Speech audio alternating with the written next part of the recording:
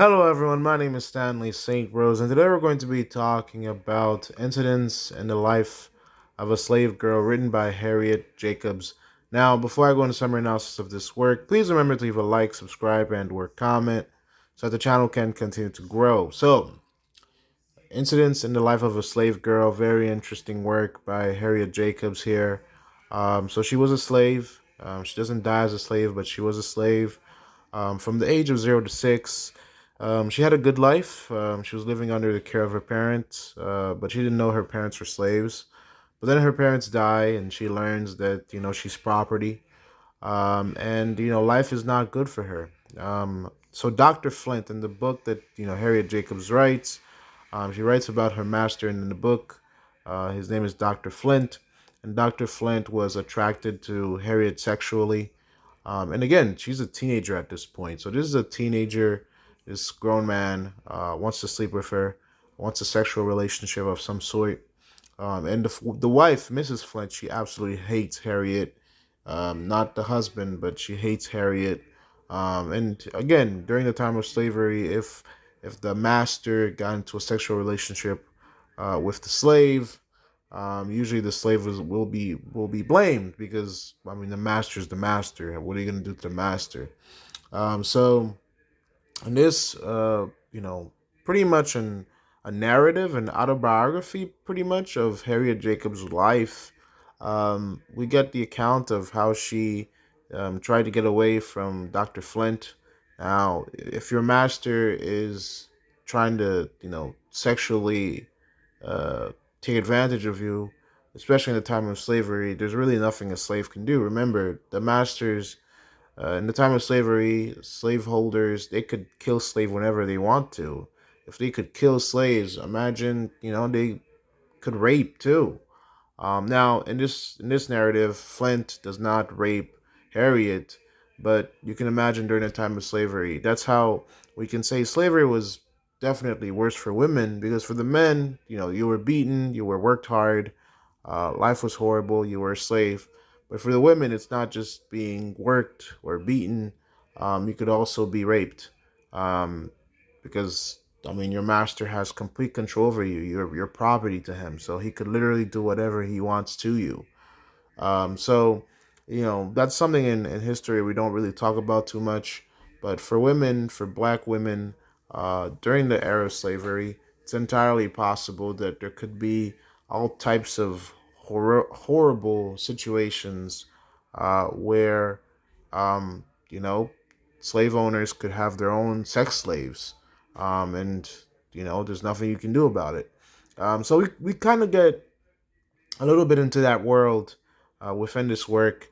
Harriet, the master, Dr. Flint, he's doing all these things. He tried to build a little cottage for Harriet, for her to live on her own, and you know what that means. If the master is building you a special little place for you to stay, that's pretty much his own little hut to come for sex, pretty much. Even if that wasn't the intention, but we know the human condition. If the master spends his money to build a cottage where it's not attached to the main house where his wife is, and it's for specifically Harriet, you know that. Since he's the master, he can come in and out whenever he wants. So, if Harriet was willing, it would have been where he went to go and sleep with her. So all of this was playing in the back of Harriet's mind.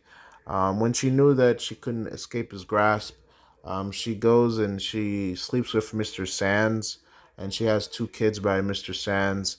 And Dr. Flint is outraged, he's mad, he's angry, and there's a lot of physical abuse where he hits her, he beats her.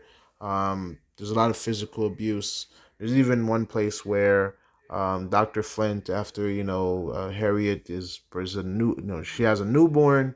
Dr. Flint makes her bring the baby into the room, and she holds the baby, and he just curses at her and tells her that she's worthless, that she's nothing, until she faints with the baby in her arms. So Dr. Flint, I don't know, maybe he had some type of raging lust for Harriet. Maybe he just wanted to sleep with her that bad.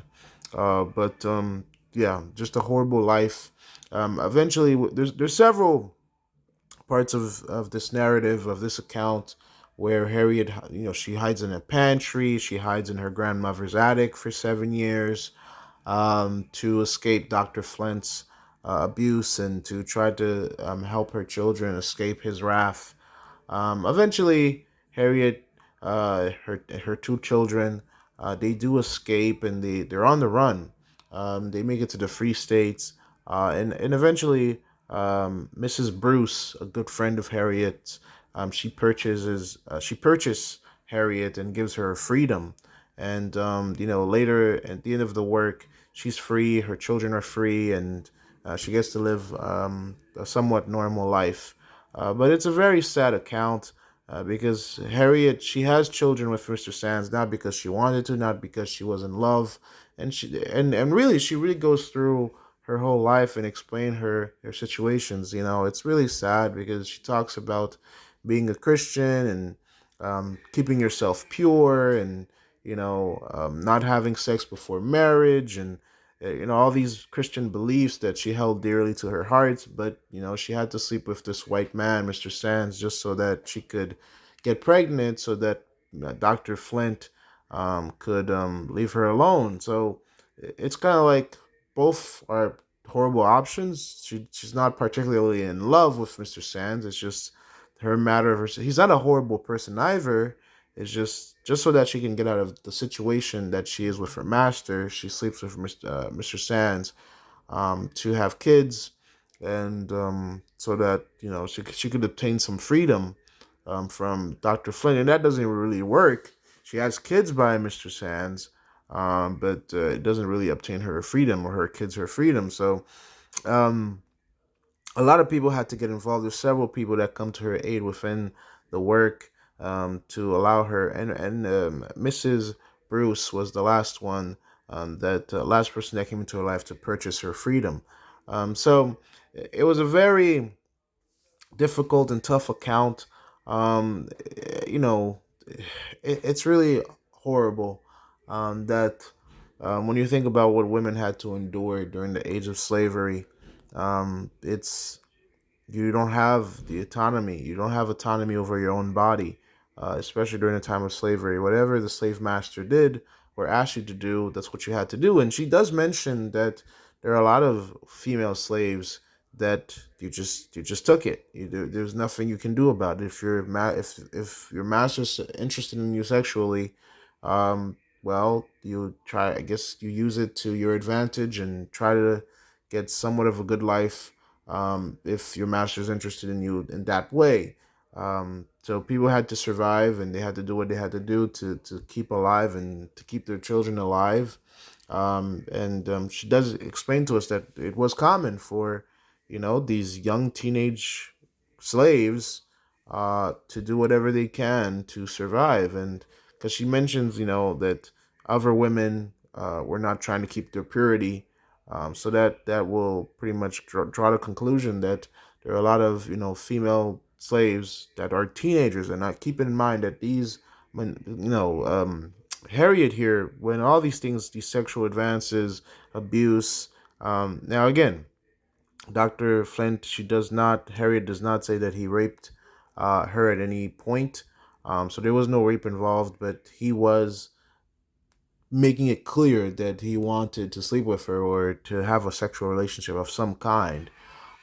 So you can imagine that for other women, they weren't as fortunate as Harriet, to the point where their master's been building a cottage for them so things could happen. So it's very sad, but the narrative is a very interesting story to make you pretty much feel what women, especially women in Harriet's condition or in Harriet's position were going through.